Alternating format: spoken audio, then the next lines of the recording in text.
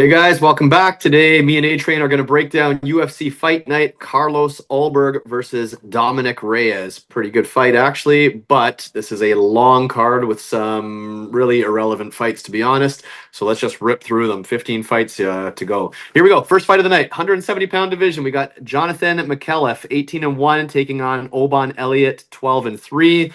I was big on Oban Elliott until he let me down last fight. I thought this guy had potential to actually be something, and then he got decisioned. So he's lost some steam.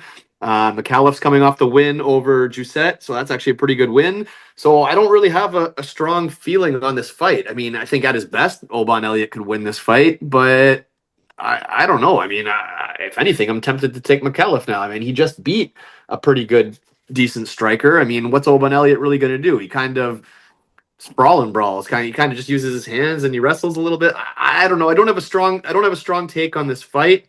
Other than I think it's going to decision. What do you think? I think he's going to decision too, but like Oban Elliott on the feet, I don't think he throws in combination as good as I can't say his name, Micallef. Yeah, so like he doesn't throw in combination those combinations that Micallef was throwing against Kevin Giuseppe there. You know, a lot better than I've seen Oban Elliott throw before. Even in that fight against Santos there, where I thought Oban Elliott wins that fight, right? He still wasn't throwing enough. Yeah, he mixed in a few takedowns, but that just shows what the UFC shows with takedowns nowadays that you do nothing with, right? So Santos was the cleaner striker, and I also think that Micallef is the cleaner striker in this case. So I tend to fucking at plus 100 odds, tend to lead with the cleaner striker here. Micallef, for all intents and purposes, should keep us on the feet, and in a striking match, I think he wins. I'm going to agree. Elliott might grind him like wall install along the cage, some shit like that. But I'm going to agree with that one. All right. Sorry. Next fight of the night, we got Andre Petroski, 13-4, taking on Cam Rowston, 12-3. This should be a fight that Andre should win here. I mean, I think he's always susceptible to being knocked out, but Cam's majority of his wins are grappling based. So I mean, Andre's a pretty good grappler. He shouldn't really get chinned here. He's got a huge experience advantage fighting higher level caliber fighters. So I'm not. While I rarely take Andre, I usually bet against him. I am going to choose him here. What do you think? I think they're both a little plotting on the feet. I don't think Rowston shows anything too much crazy. And coming in on his first fight, I know Petroski is the experienced guy here. And honestly, Petroski, he's up and down in the UFC. But to be honest with you, if he does anything well, it's like he can grapple and he's a strong little bitch. So, man, I think minus 150 seems gifting coming in on Petroski here with all the experience he has. And Rowston, I think, takes this fight on a couple weeks' notice to be. I think he just fought a few weeks ago. So, yeah, man, I think Petroski wins. I think he wins on experience and just knowing what to do with a guy like this, being so green. There's nothing that really sticks out about Rowston, if you know what I mean. All right. Next fight of the night, heavyweight division. We got Louis Sutherland, 10-3, taking on Justin Tafa, 7-5. This is just a fun fight. Like this, like I don't really know what the hell this is. Sutherland looks like a big bastard. He's got a lot of knockouts and stuff. Like this is just gonna be somebody's gonna get hit early, somebody's gonna turtle early. I don't think Justin Tafa is very good, but I mean, you gotta say he's fought the better guys. So I mean, it's a fight that Justin Tafa could absolutely win by one punching him, and it also wouldn't shock me if he just gets hit in turtles because that's kind of what he does as well. So it's a fucking sloppy bunch of slobs fighting here or whatever. Again, I don't know how you can be that confident in guys that can end the fight in one punch and guys that they've both lost multiple times. Like neither of them are great fighters, to be honest. They're not. I guess give me Justin Tafa, but I will not be shocked if Sutherland makes him turtle up. Nothing would shock me here. Bet on a finish. Bet on under 1.5. I'd say. What do you think? Sutherland, I know he's coming in as his first fight and all that good stuff, but he didn't look too bad on tape. My issue with the Tafa boys is always going to be takedown defense, and for as little energy they exert, they damn well tire so fast. It's like he's not Justin Tafa doesn't throw any volume, yet he looks like he's tiring. as the fight goes on.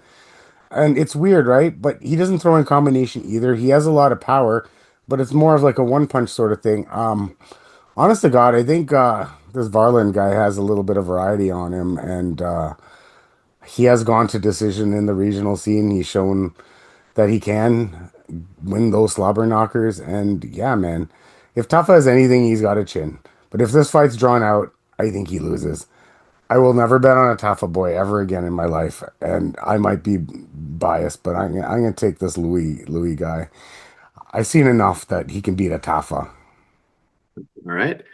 Next fight of the night, we've got another heavyweight fight. We got Brando Pericic versus, I think it's pronounced Eliza Ellison. 4-1 versus 5-1. Two very green guys, two guys that have a lot of combined finishes. I think it's safe to say they're going to be sloppy. Somebody's going to get hit. Something's going to happen. Ellison wins all of his fights by knockout, but I think he's also very sloppy and very susceptible to getting caught himself. He is the underdog. I was thinking of taking him because of that, because the guy can crack. He can knock you out, but I don't know if he's going to be as well rounded as Brando. Am I taking well roundedness, or am I just taking explosion because it's just a fucking low level heavyweight fight? Fuck it. Give me Ellison, the underdog, to win by KO, but he might get outskilled here. What do you think? So Brandon's actually like he's like a well-known kickboxer. He's had a kickboxing career before this, and obviously trains at City Kickboxing, and he's out of that part of the world. And I did a little digging here. Alicia, whatever his dang name is, he's a retired cop.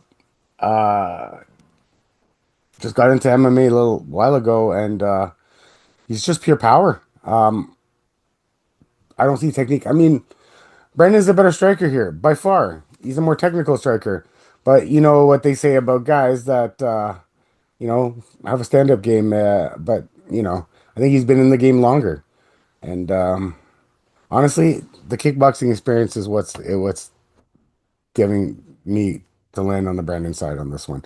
I think he hits him with a counter because Alicia is so wackadoodle when he comes in, and just like and a counter's there, and this guy's got all the kickboxing experience. So that's what I see. I see a counter finish by Brandon. All right. Next fight of the night, lightweight division. We got Jamie Mullarkey, 17-8, taking on Rolando Bedoya, 14-4. Uh, I like to bet on Mullarkey getting knocked out all the time, but Bedoya is not really some huge power puncher. He's, if anything, he's kind of a fucking punching bag, and he's got some volume on him, I guess. So this is actually a fight Jamie Mullarkey should win. If he gets KO'd by Bedoya, like, he has zero chin left, and he should hang it up. But this is a fight where I think he should be the more skilled guy, and he shouldn't get KO'd. So if he doesn't get KO'd, he should win by decision here. Um, I wouldn't bet it just because I can't. I'll never trust his chin ever. But Bedoya is just not really that good. He had that good debut where we all thought he looked kind of great, and then he's kind of stunk ever since. He hasn't really done anything. He hasn't really improved. Hasn't really shown anything. I can't believe I'm picking Mullarkey because I always bet against him, but I don't know. I gotta think if he doesn't get KO'd, he wins. So what do you think? I think you're right. I like the odds -110. If he doesn't get KO'd, he wins. 100%. Even Jai Herbert, a notorious striker, was able to take down Bedoya a couple times. And we know that Mullarkey does work in a little grappling in all of his fights. So working that with the punching bag that Bedoya actually is, I think that's enough for a recipe to win this fight. We got to remember that Bedoya in that second fight he fought Song Kanan even outstruck him there, but got hit with the bigger shots and still lost by, and he outstruck the guy by like 30. So that's what people look at what he's shooting. His little pot shots aren't going to do anything, right? So if he's not going to hit Mullarkey with power and knock this guy out, I don't think he wins because, like you said, Mullarkey is by far the more well-rounded fighter in this fight. -110, I don't trust Mullarkey, but those odds on someone that I think is much better might be a bet for me. All right. Next fight of the night, we got Luana Carolina, 11-4, taking on Michelle, the rear naked choke master Montague or Montague. I don't know how you pronounce her name. 6-0. 6-0, six rear naked chokes. I mean, this one's going to go one of two ways. She's going to get her down and choke her out, or she's going to get outclassed on the feet if she cannot get that takedown. Luana years ago, I thought was the sketchiest fighter. I'd make fun of her style. I couldn't stand her. Thought she was super low level, but you know what? She has improved. She's found a way to make it effective. I don't think her takedown defense is terrible. She's turned into a pesky fighter. I mean, her length gives problems. She's herky jerky, fucking throws like weird kicks and weird strikes and shit, and it works for her. It's not pleasant to watch, but it does work for her. So she will beat Michelle and frustrate her if she can keep it standing. However, Michelle has got everyone to the ground, and I think she will get Luana to the ground. So this said, I am going to take the 6-0 fighter with 6 finishes to do what she does and get it to the ground. But if she doesn't get it to the ground, she's going to lose. But I think she will. What do you think? I'm tossed here because it's just this girl coming in with like the one trick ponies. Like she's like the Ronda Rousey of rear naked chokes, right? She does throw with ill intent. She does come forward, but like you said, I think Luana has shown in her last few fights that she does have get up. She did fight Stolyarenko, who got her down, and she didn't get tapped out there. Does this girl, you know, I know she's probably better than Stolyastenko there, but like honestly, like I see a good path to victory here. On the feet, I think it's a wash. I think actually Luana will outvolume her. Even like fights like against Lupi Godinez, where she got taken down twice. She made that one really close, and she outstruck her by double, right? So I'm stuck here. I see the hype. I these fighters coming in with unblemished records, fighting these guys that have been fighting in the UFC for years, and I've gone through the grind. I mean, what did it take to knock out Luana Carolina? Was like a back elbow from Molly McCann and a split decision against Joanne Wood, where she looked pretty good anyways too, right? So anyway, it all comes down to the experience. I'm taking Luana Carolina here. I can't believe in all these guys coming in and just like rolling over all these experienced UFC vets. So especially when you're a one trick pony, she's not even well rounded. Okay, there you have it. Next fight of the night, men's 135 division. We got Colby Thicknesse, 7-1, taking on Josias Musasa, 8-1. Musasa, explosive fighter. This guy can knock your ass out. I think you called it last fight, actually, though. He kind of got exposed when he fought Vera there, who kind of Yeah. just showed some different level of skill, a wider skill set. So can the same thing happen here? Maybe, but I think Musasa rebounds here. I don't know if Colby is quite as good of a grappler. I don't know, or as much of a grizzled vet as Vera was. I think Musasa rights his wrong here and gets back in the winning column. And when he wins, he usually wins by knockout. So that's kind of how I'm leaning here. What do you think? I think if Musasa is going to be anything, he's got to be able to beat Kobe Thickness, right? So honestly, there's no odds up for this fight. So it's going to be tough because he did get exposed on the ground there. And if these fight odds are super wide, then I'd be like very skeptical on taking Musasa. But honestly, man, like Toporia's older brother there didn't do that much more to really beat Thickness in like some sort of like crazy like you know what I mean? Like that fight was there for the taking and he didn't take it, right? And I think Musasa is just a better athlete. There's more potential in him.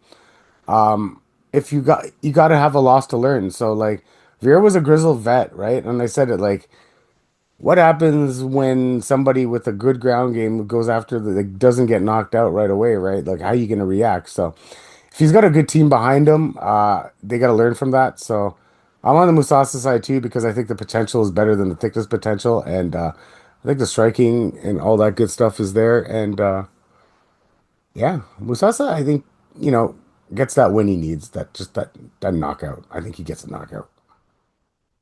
All right. Next fight of the night, men's light heavyweight division. We got Navajo Stirling 7-0 taking on Rodolfo Bellato 12-2-1. Was Bellato not a middleweight before, or has he always been light heavyweight? No, he fought Crute in that last fight where he cried, remember? Okay. Yeah, either way, Or I think Paul Craig. Bellato's Sorry, kind of Paul a Craig. He fought Paul Craig. okay. I think Bellato's kind of a farce anyways. I don't think he's anywhere near the wrecking ball everybody thought he was. Stirling, I'm not necessarily convinced he's as great as everybody kind of thinks he is, or like the odds here where he's like a minus 250 favorite. I'm not sure. I'm not sure how good Sterling is, but I do think he's good enough to beat Rodolfo Bellato. So I think Bellato's kind of a quitter. I think, yeah, give me Sterling to finish Bellato. Actually, what do you think? Well, Bellato's like that one hitter quitter kind of guy, right? Like really slow plotting, sort of like striker, you know what I mean? I mean, Navajo Sterling's a former kickboxing champion, former kickboxer, so yeah, I think his striking is better. But what he has shown in that last fight against Ivan Erslan was he showed takedowns, right? Bellato is susceptible to being taken down. I mean, you gotta take it out, like it was all like all over in Paul Craig, you know what I mean? So I don't know, man. I don't believe in Bellato. I think he actually lost that fight against Jimmy Crute too, and like the fight against Ehor, he was losing until he came back and won that. So this guy got knocked out by Vitor Petrino. I don't know. I think our buddy there is a more well-rounded fighter, Navajo Sterling. But he's not this killer everybody thinks he was. That's the thing. I think Navajo Sterling by decision is not off the table here. All right, next fight of the night, women's 115-pound division. We got Loma Lookboonmee 10-3 taking on Alexia Thainara 12-1. Thainara looked phenomenal against Molly McCann. She really could have done whatever she wanted. Looks very explosive, very energetic. She was having fun in there for sure. Yep. Um, yeah, like next level, some next level energy there. The problem is Molly McCann is quite awful, and she's an awful grappler. And it's always been that you get her down, you're going to tap her out. Loma can grapple, so this one's a little bit more interesting because how's that going to look on the ground? How are the like is Thainara going to dominate Loma on the ground? I don't know. I've never really seen Loma dominated on the ground. If anything, she's usually the better grappler. I think I mean, I don't know, because then Loma has the experience too, but I still think Alexia is more explosive. I think she's going to be stronger, maybe quicker, maybe a better striker or hits harder kind of thing. I don't know. I'm going to take Tainara just because she just she looked fucking big, man. She looked thick. She looked explosive. I think she's going to be stronger. Yeah, give me Tainara. I don't think she's going to be finishing Loma though. What do you think here? I think you're right. I completely agree with you. Loma's a good fighter. Loma is a well-rounded fighter, but the problem is she's so small. Tainara is going to tower over her. She's going to be stronger than her. She's going to win the clinch battle. I think she can take her down whenever she wants to. I don't think Loma's going to be able to take down Tainara. I just don't. I just think Thainara can just push her around for 3 rounds. Now, striking wise, how many times does Loma's short arms come into play here, right? So I think that also is an issue. I think Thainara is the longer fighter. I think she could fight at the bigger range. I think her kicks are probably in play here. And yeah, Loma's an old high boxer, but like honestly, if there was a 105 division, she'd be the champion, right? So that's the way I look at it this fight. I think she just gets outbullied by a bigger fighter who's actually very skilled. Like if you look at Thainara's shit, she's super skilled. Now finishing, I think she could finish her, but I don't think she will finish her just because I love Loma so much. But I think Thainara's got a beat here. All right, moving on to the main card. If you haven't already, please like, please subscribe. We do appreciate it. First fight of the main card. I think this was newly added because I don't see odds. We got Tom Nolan 9-1 taking on Charlie Campbell 9-2. I mean, aside from Nolan, I think he got KO'd by fucking what the fuck's his name? The I know fucking who was he you're talking about. Brazilian or whatever? I know exactly what the guy looks like. Again, whatever. Aside from that KO, he's looked pretty fucking good. He's looked pretty damn good. So I got to think Tom Nolan's going to be the better striker here, and I got to think that's what's. I think he's yeah. I got to go Tom Nolan. I'm not gonna lie. I feel like I'm not drawing a lot of memories of Charlie Campbell. Um, what do you got? Charlie Campbell, he took down what's his name? that guy, Trevor Peak. Yeah, that's what he Oh, did. what? He exposed Trevor Peak, which was not a big deal. Anyway, Tom Nolan got knocked out by Nicholas Mota. That's But what Moda. Yeah, yeah, yeah, yeah. yeah. But anyways, I mean, I think this is a close match. I don't think Charlie Campbell is outmatched in this fight by any means. He is a decent striker with a decent ground game. But, I mean, I think Tom Nolan has a pretty decent takedown defense at about 66% should hold up here. And I think the striking, I think Nolan packs a little bit more power. And their striking is pretty much on par. I think Nolan's slightly better. Hits with a little bit more sting. And I think he's just the better fighter here. I just, Yeah. I think Charlie's good. Don't get me wrong. I think this goes to decision all day, though. I don't think Nolan knocks down or knocks out Charlie Campbell. I think it goes to decision all day, and I think it's Tom Nolan. Nolan looked really good last fight. I forget who the fuck he fought, but he looked real. Borishev, but he should have finished that bastard. But Yeah. whatever. Yeah. All right, next fight of the night. Welterweight division. We got Jake Matthews, 22-7, taking on Neil Magny, 30-13. I am the most biased person in the world. I can't stand Neil Magny. I think he's boring as fuck. I will never pick Neil Magny. I mean, but Magny does what Magny does. I mean, anytime that he can fucking no grapple you, he can win, I guess. I mean, I don't think he's much of a striker. I don't think he's much of a fuck. He's just a grizzled, experienced guy that with some long ass limbs that can clinch some chokes out of nowhere and shit like that. I don't think that he's going to be able to just power Jake Matthews to the ground. I mean, I feel like Jake Matthews is the thicker guy. So if Magny can't get him, I mean, Jake Matthews isn't a great striker himself. So fuck. This is all around weird fight. I think this has decision written all over it. I think it's a fucking fight I don't really care about, to be honest. Uh, I'm going to take Jake Matthews by decision. I mean, sure, Magny can be punched out, but I mean, Matthews isn't exactly a fucking destroyer here. I don't know. The fight I'm not really interested in, but I'll never pick Neil Magny. Give me Jake Matthews and the over. What do you think? Neil Magny doesn't have the good enough wrestling to take down Jake Matthews. Straight the fuck up. And Jake Matthews is predominantly a grappler who's actually learned some hands in later in his career.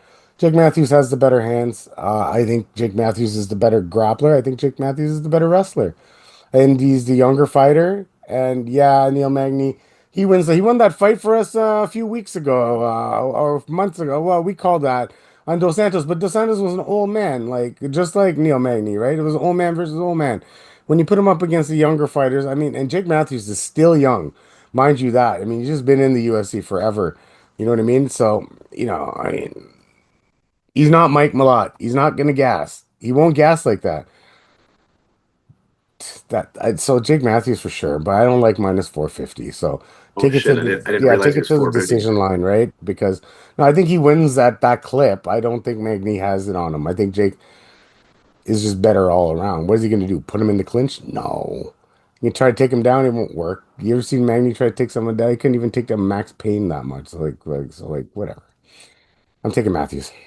All right, next fight of the night, 145 division. Jack Jenkins, 13-4, taking on Ramon Taveras or Taveras, if you say it, 10-3. I don't like these odds, so I actually feel like I'm taking Ramon. I think Jack Jenkins is very overrated. He's got a good leg kick. He's an okay grappler if he can get your back, all those things. Ramon obviously didn't look very good against Davy Grant, but I mean, I don't think Jack Jenkins is as good as Davy Grant. So I think this fight's closer. I think this fight is a lot closer than that.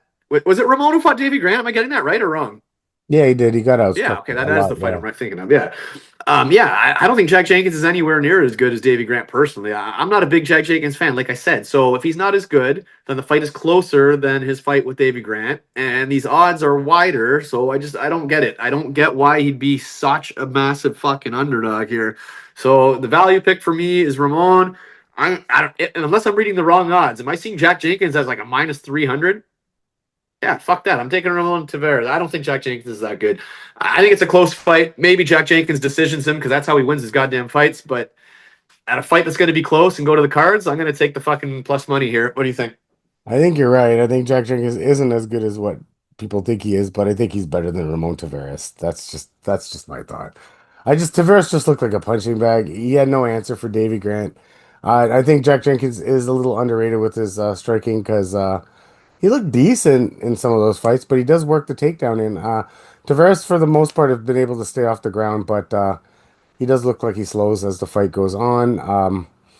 I mean, Jenkins lost to Santos, who's underrated, and Chepe Mariscal, right? And he got gifted that win against Emmers. So, I mean, those that there is just a shit ton of experience. That's a lot better than Ramon Taveras has ever fought. And I think going through those wars, he knows what's to go. And they're fighting in Australia, and so I think I don't like minus 300, but I do think he's a better striker than people give him credit for. And I'm gonna take Jack Jenkins. All right. Moving on to the featured fight, men's 205 division. We got Jimmy Crute, 13-4-2, taking on Ivan Erslan, 14-5. Ivan's won more UFC fights than anybody ever would have thought. I mean, he's really not any special talent. He's just kind of fucking turned into a pretty tough guy that can throw some fucking hands here. And Jimmy Crute is absolutely known to be able to be KO'd. Like he doesn't have the greatest chin. So is it possible Erslan knocks him out? Sure, it's possible. But at the end of the day, Erslan's kind of overachieved and Jimmy Crute has underachieved. Jimmy Crute should be the way more talented fighter. He has more skills. He has the higher ceiling. He's never reached it, but I mean, at his best and potential, Jimmy Crute is way more than Ivan Erslan. So I mean, I really, really wanted to take Erslan by knockout, but I just feel like I can't. I think the skill gap's probably just too wide. So I guess I'm taking Jimmy Crute. I can't believe I'm saying it. I never bet Jimmy Crute, but I gotta think at their best, Crute is better. What do you think? I think you mixed him up with Ebo Aslan. Ivan Erslan's the guy that lost to Ian Kutalaba and lost to Navajo Sterling. Okay, Yeah, isn't he yeah, kind yeah. of a grinder? Kind of Yeah, yeah, walks you he's the same, forward. but same sort of fucking fighter. One punch power, has nothing else in the fucking spot, and yeah, spot on that he can knock out Jimmy Crute. Issue is he got taken down by a kickboxer 3 times, got taken down by Kutalaba 3 times, and had no answer for it. And I think that's what happens here. If Jimmy Crute does anything in his fights, he pushes wrestling right away, and he's always done it. It tires his bitch ass out, and that's why if you can survive on the ground, you can beat him later on in the fight. I don't think this guy can survive on the ground. And I think he gets tapped. If Ian Cutelaba is going to tap this bitch out, I think Jimmy Crute's got BJJ far better than him and wrestling far better than him and taps this guy out. Jimmy Crute by submission, round one. Done. Round one. There you go. All right, and that brings us to the co-main event. We got Junior Tafa, 6-4, absolute fraud, taking on Aslan, 14-3. This is your boy right I here. absolutely know who Aslan is. Yeah. I think Aslan's going to do what Aslan does. I think he's going to walk straight forward and try and punch his lights out. Obviously, he slows down significantly if he can't do it quickly, but I mean, so does Junior Tafa. It's not like Junior Tafa is going to weather a storm and be fresh like later or something like that. So, I mean, one of them is going to get hit with a shot early. I don't see this fight going past 1.5, to be honest. Um, yeah, I fucking hate Junior Tafa. I think the guy's fucking awful. So I mean, sure, he could knock him out. That's all. I don't know. I don't know. Give me Ibo Aslan. I think Junior Tafa is horrendous. I don't understand how he's in a co-main event. What do you think? Junior Tafa, his weakness is getting taken down. I don't actually think Ibo Aslan has the IQ to take down a fish. He doesn't. So that's the problem here. But yo, honestly, yo, I've said it before in this video. I said it before. I can't bet on a Tafa. They don't do it for me, man. They just don't do it for me.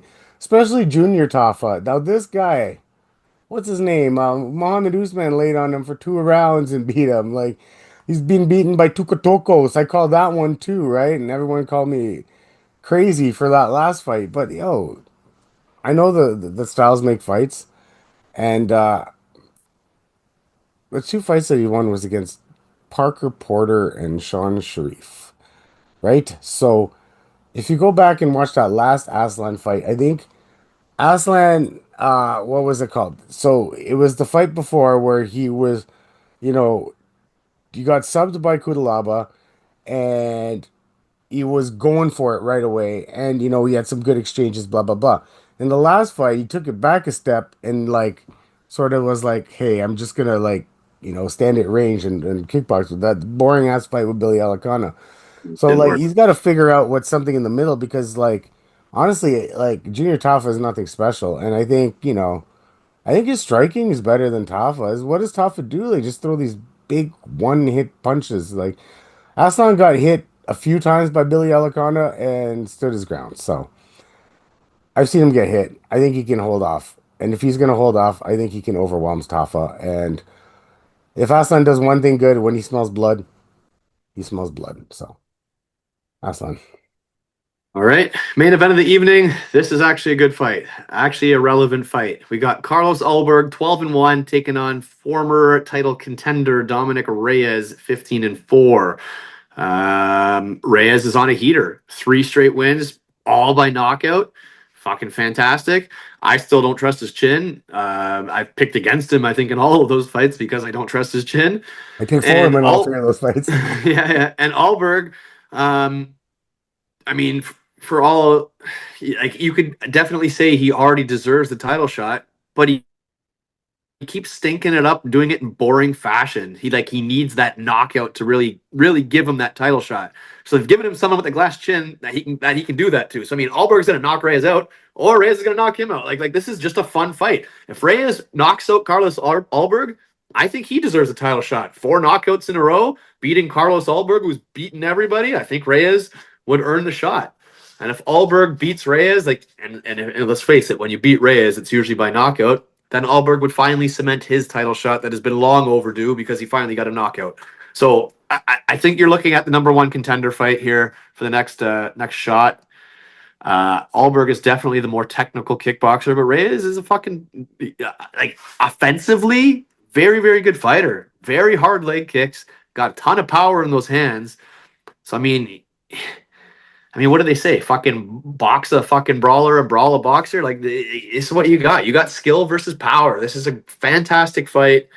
I guess I'm gonna take Alberg by being the more technical fighter.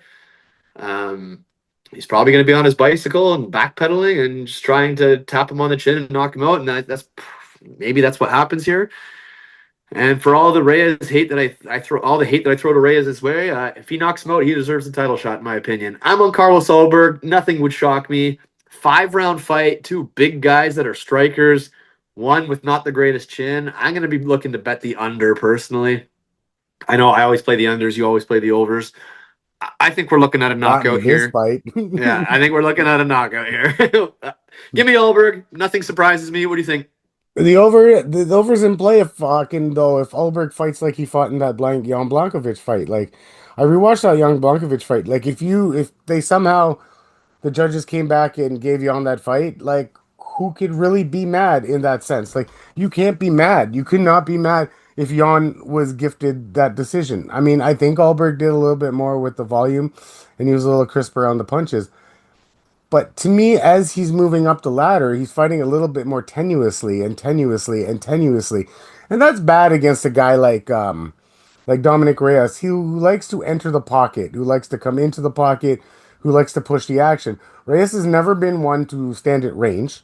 He's never been one to get into some sort of kickboxing like match with you. I mean, the last time he fought like a legit kickboxer was Dustin Jacoby, and then he went after him, right? He didn't stand back. He didn't wait for Jacoby to, stand at range, pick him apart, pick him apart. I mean, who's the last person that went after Carlos Ulberg like right away? It was Alonzo Manofield's dumbass just rushing in like a football player, right? Now, like Dominic Reyes doesn't go in. There's a bad. I can't say that. He doesn't go in like he's crazy. Like he'll enter the pocket, and yeah, the chin will always be something in your head. And it'll always be like, oh man, what if? I mean, like Ulberg hits a check left, and yeah, Dominic goes down for sure. But the problem I see in this fight is that I think Dominic Reyes is going to be the aggressor, and Carlos Ulberg's going to be the one that's sort of like the matador to the bull. And if he lets that go on too long, that's not good, right? So I'm a little torn on this fight. I really am. I want to pick Ulberg. I really do. But I can see a really distinct path because of the way that Dominic Reyes really pushes action, right? And Ulberg lately, it's just that back foot action. That fight against Ozdemir was razor thin. Razor thin, right? And Volkan doesn't suck by any means. He just could never get over the hump. I watched those last two fights by Ulberg and I was not very impressed. And honestly, on the trajectory that these two gentlemen are on, and the way that Dominic Reyes has been coming into the pocket, and yeah, he's gotten hit a few times and not the glass chin. Who knows? No one hits as hard as Ulberg, I guess. But I think I'm leaning Reyes. I think I really am leaning Reyes. I think I am. He might get knocked out, but like just Ulberg is so tenuous these last couple He fights. It's just runs making me back sick. and leg kicks. It's fucking annoying. Yeah, but it's like, And oh, Ulberg hasn't even shown big power, so that might be another reason to pick Reyes. I don't know because it's just the backing up and the lack of wanting to throw and only throwing one or two here and there and not throwing anything with like deadly force, leaving you, you know what I mean? Like I don't think he's in there trying to finish fights. Like honestly, like I don't think he's in there trying to finish fights. And if I can give Dominic Reyes one thing, it's like he's in there trying to finish fights, right? I went back and I watched the Yuri Prohaska fight. Like you can argue with me all day long. I think he might have been winning that Yuri fight until that elbow. Like you can argue, like he had the better volume. He was holding the ground, so I think he can do that here. And at these odds, I'm going to take a knockout. I'll What take are a the odds? knockout. It's plus 187, but I think I'll get a better price on the knockout, right? So, Oh, for sure. yeah, I'm gonna take the knockout. No one's winning. If someone wins a decision, it's Ulberg by decision, right? So because like he should be able to throw out volume, but Reyes has shown volume too. So I mean, I know Anthony Smith is a punching bag, but 121 strikes in 2 rounds is he throws cautious the weight. He comes right at it. That's why he's getting knocked out. But I don't know. Not Jan nor Ozdemir fought him at range, and Jan fought him at range. I don't think Dominic Reyes is going to fight him at range. That's all. That's my take. All right, there you have it. We're hoping for a good knockout. That's a very relevant fight. I think it's the number one contender fight. That fight is worth watching. Some of these other fights aren't really, but that is a good one. Drop us a comment. Let us know who you got, Reyes or Ulberg. Let's see. Let's hear it. Have a good one, guys.